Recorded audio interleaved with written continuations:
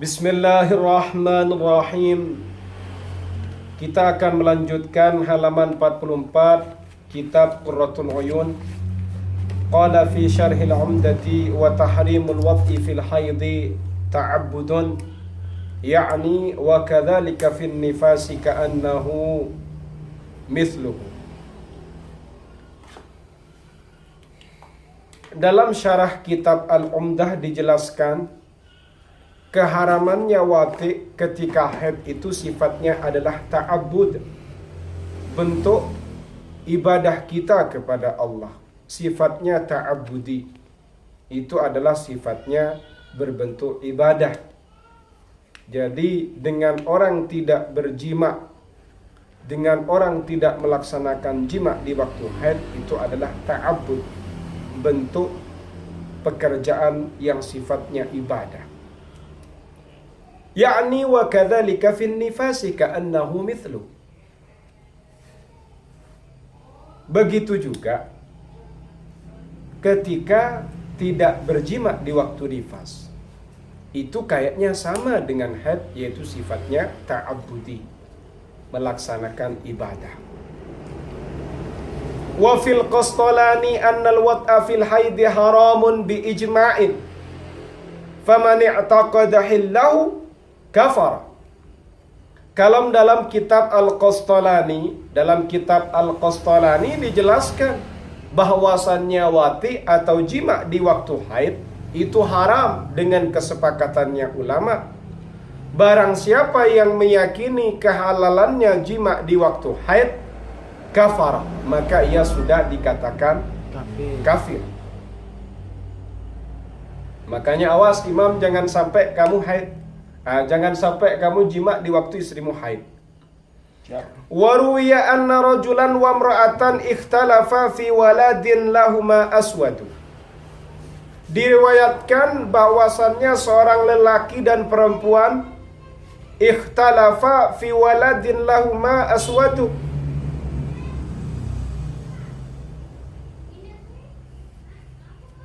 Ikhtalafa, suami dan istri itu berselisih.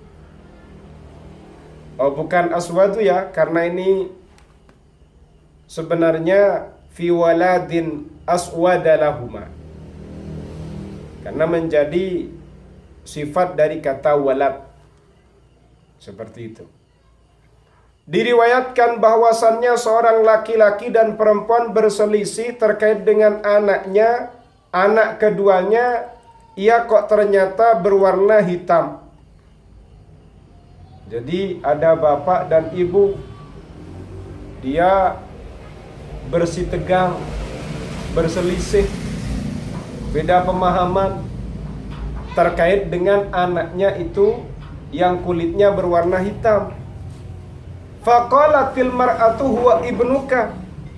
Lalu sang perempuan itu berkata, dia itu adalah anakmu.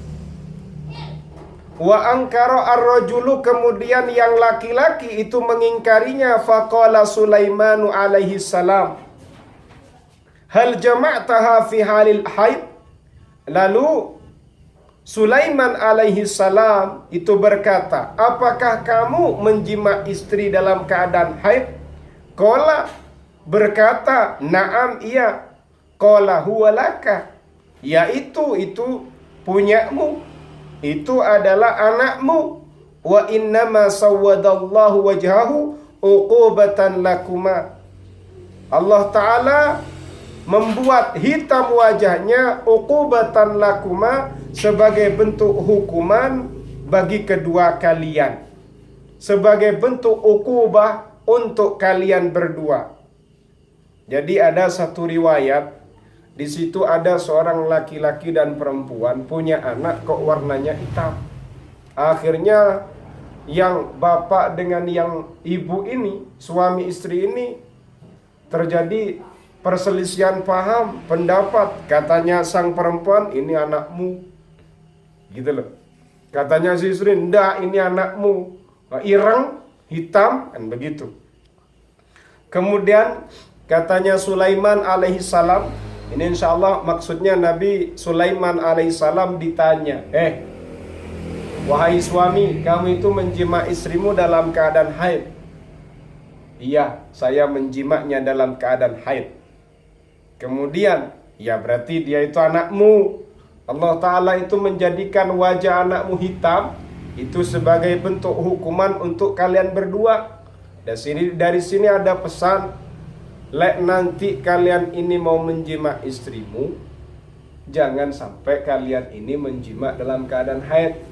Takut anakmu hitam, irang, hitam. Qila wa huwa al-muradu biqaulihi ta'ala fafahamnaha Sulaimana. Itu adalah yang dimaksud dengan firman Allah yang berbunyi fafahamnaha Sulaimana. Lalu memahamkan kami padanya Sulaimana, pada Nabi Sulaiman. Berarti Nabi Sulaiman yang di atas, Sulaimanu alaihi salam itu Nabi Sulaiman. Nabi Sulaiman alaihi salam yang bertanya kepada suaminya perempuan yang mereka berdua memiliki anak yang hitam tadi. Zikruhu fi kasfil asrar. Penjelasannya ada dalam kitab Kasful Asrar. Warawa at-Tabrani fil Awsati an Abi Hurairah marfu'an man wati'a imra'atahu wa hiya haidun faqudiya bainahuma waladun fa asabahu judhamun fala yalumanna illa nafsa. Imam At-Tabrani meriwayatkan dalam kitab Al-Awsat, diriwayatkan dari Abu Hurairah berupa hadis marfu, barang siapa yang menjima istrinya sementara istri tadi sedang haid, faqudiya bainahuma waladun, lalu diputuskan di antara keduanya seorang anak. Artinya bapak dan ibu yang melaksanakan jima tadi lalu kemudian ditakdir untuk memiliki anak. Itu yang dimaksud faqudiya bainahuma waladun. Lalu ditakdir di antara keduanya untuk memiliki anak, diputuskan untuk memiliki anak. Fa asabahu judhamun, lalu ternyata kok anaknya terkena penyakit lepra, judham. Fala yalumanna illa nafsa, maka jangan sampai sungguh jangan sampai ia mencela kecuali kepada dirinya. Sama nojok nyelo.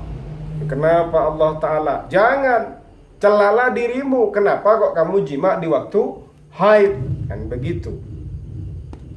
Ailitasabbubihi fima yurithuhu wala yalumu asyari'a li annahu qad haddara minhu.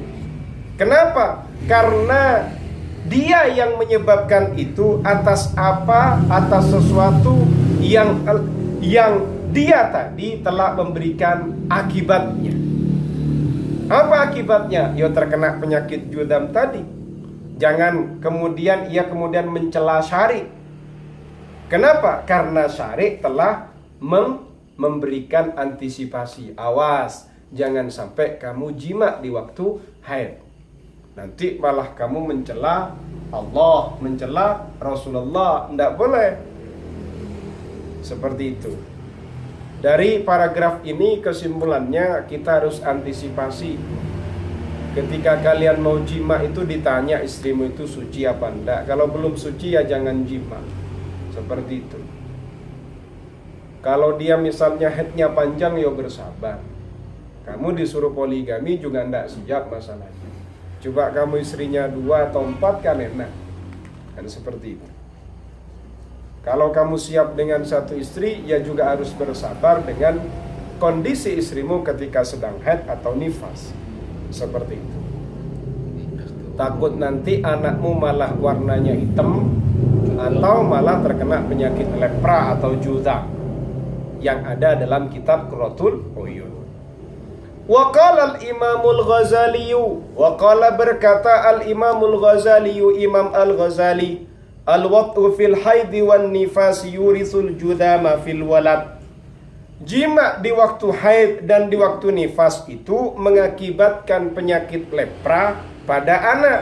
Ya Allah, na'udzubillah wal iyazubillah min dzalik.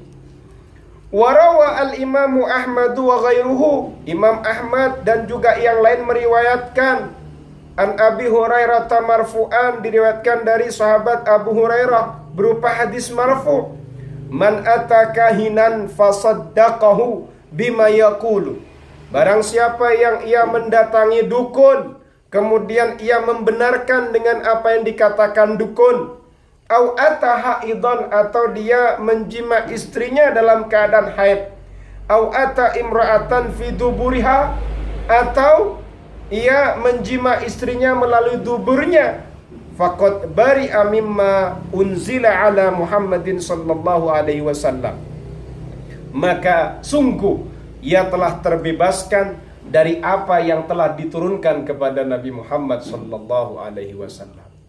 Waduh, berat ini kan? Yakni anistahalla dzalika au arada zajra wa tanfira. Maksud dari hadis ini adalah anistahalla dzalika.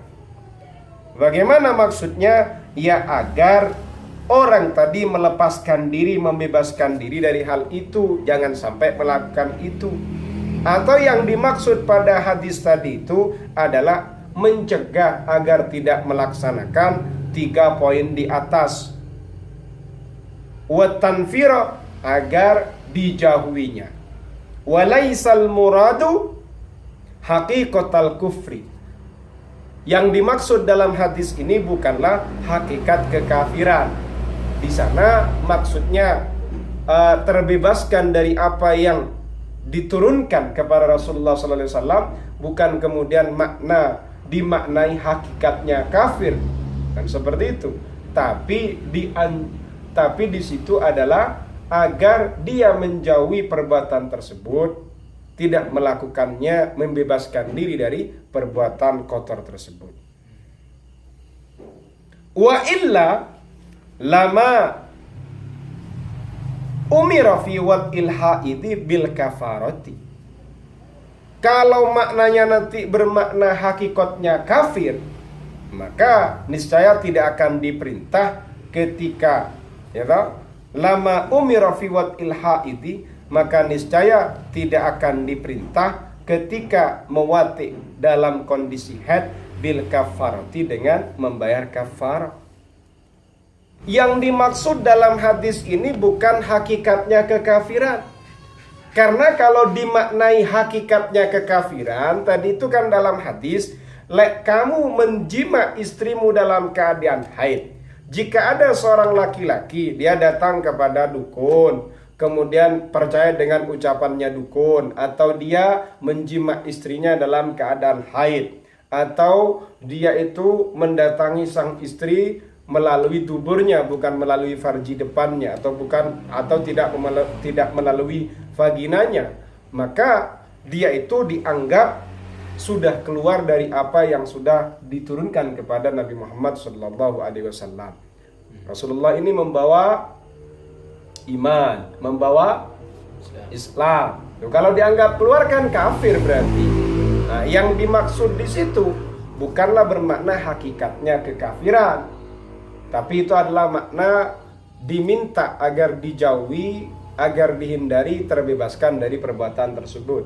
Karena kenapa kok tidak bermakna hakikatnya kekafiran? Karena kalau bermakna hakikatnya kekafiran, niscaya tidak ada perintah untuk membayar kafarah ketika mewati sang istri dalam keadaan haid. Kan begitu. Ngapain bayar kafarah yang sudah dianggap kafir, kan begitu. Paham? Nah, seperti itu. Kama qalahul Manwi, sebagaimana yang dikatakan oleh Al-Manwi. Fa fi hadits At-Tabrani an Ibni Abbasin marfu'an. Dalam hadisnya Imam At-Tabrani diriwayatkan dari Abdullah bin Abbas berupa hadis marfu', man ata imra'atahu fi haidha falyatasaddaq bidinarin. Barang siapa yang mendatangi istrinya dalam keadaan haid, falyatasaddaq bidinarin, maka hendaklah bersedekahlah dengan 1 dinar. Itu kalau orang ini menjima istrinya ketika istrinya sedang haid. Waman ataha faqad adbarad dam. Kemudian barang siapa yang mendatangi istrinya sementara istrinya tadi itu sudah selesai darahnya, fanisfu dinarin, itu separuh dinar. Seperti itu. Darahnya katanya sudah berakhir. Le akbala itu madep. Kalau adbara itu sudah berakhir. Nah, seperti itu. Wa qawlu falyatasaddaq qila wujuban wa qila nadban. Apakah kata falyatasaddaq tadi itu bermakna wajib atau sunnah? Menurut sebagian ulama wajib, menurut sebagian ulama itu sunnah, seperti itu.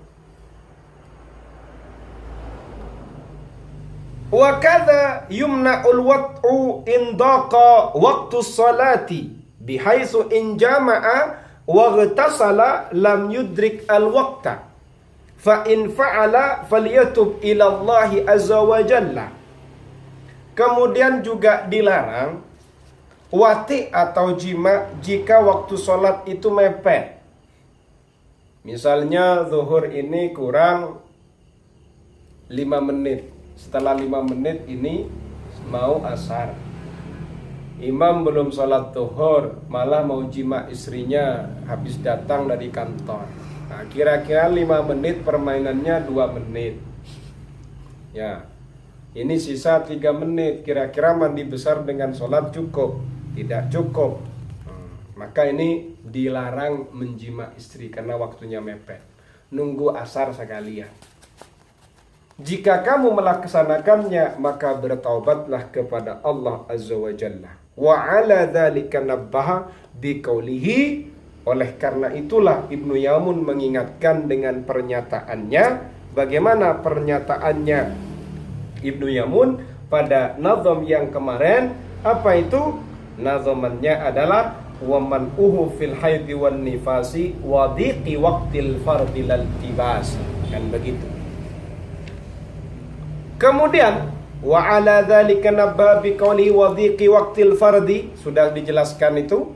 Wa qawluhu lal tibas tatmimun thumma qala. Kalau pernyataan lal tibas tadi itu adalah penyempurna bait saja. Summa qala, kemudian Ibnu Yamun berkata, wa lailatul adha alal masyhuri kal lailatil ula minasyuhuri wadif ilaiha nisfa kulli syahrin wa akhiril layali minhu fadri. Kemudian nanti kita akan mengkaji terkait dengan hari-hari atau malam-malam, bukan hari-hari ya, malam-malam. Jadi kemudian nanti Ibnu Yamun setelah ini nanti kita juga akan mengkaji terkait dengan malam-malam yang dilarang melaksanakan jima sebagaimana yang diisyaratkan oleh Ibnu Yamun dalam nazaman wa lailatul adha 'alal masyhuri kal lailatil ula minasyuhuri wadif ilaiha nisfa kulli syahrin wa akhiril layali minhu fadri. Nanti kita akan mengkaji terkait dengan lanjutan malam-malam yang dianjurkan tidak melaksanakan jima. Akhbar rahimahullah wallahu a'lam bis-shawab.